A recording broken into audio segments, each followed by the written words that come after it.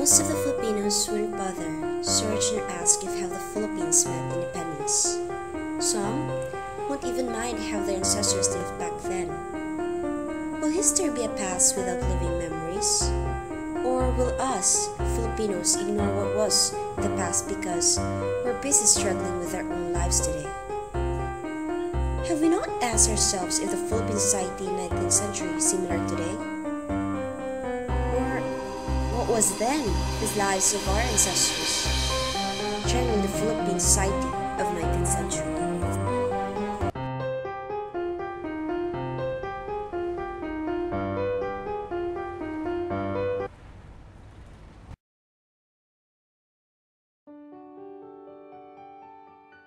People lived in 1801 to 1900s.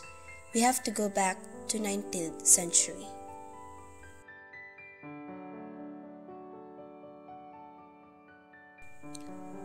Before the coming of Spanish colonialists, the people of the Philippine archipelago had already attained a semi-communal and semi-slave social system in many parts and also a feudal system in certain parts, especially Mindanao and Sulu, where such a feudal faith as Islam had already taken roots.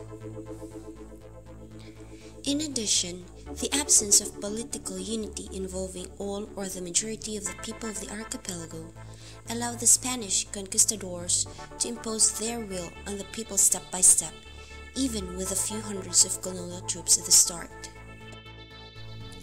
Thus, the kind of society that developed in more than 3 centuries of Spanish rule was colonial and feudal. It was a society basically ruled by the landlord class, which included the Spanish colonial officials, the Catholic religious orders, and the local puppet chiefs. The masses of the people were kept to the status of serfs, and even the freemen became disposed. In quelling all the revolts pursuant to the Philippine Revolution of 1896, the Spanish colonialists conscripted large numbers of peasants to fight their own brothers. Military conscription thus became a major form of oppression as the development of revolts became rapid and widespread. Thus, the 19th century saw the intensification and ripening of the colonial and feudal system of exploitation.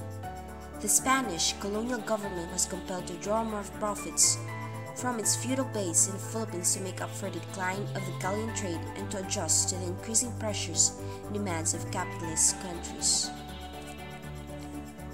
Under the strain of increasing exploitation, the national and democratic aspirations of the broad masses of the people rose. As oppression was stepped up, the spirit of resistance among the ruled, especially the peasant masses, became heightened until the Philippine Revolution of 1896 broke out. Unfortunately, Filipino students were also part of the racial discrimination.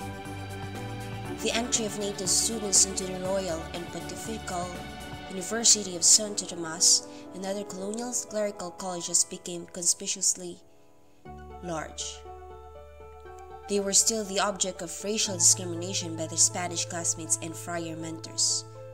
Students had to suffer the epithet of monkey, as their parents were referred to as beasts loaded with gold. The Creoles or mestizos were caught in the middle of a situation charged with the racial antagonism between the Indios and the Spaniards, with former being derisively called Filipinos by the latter.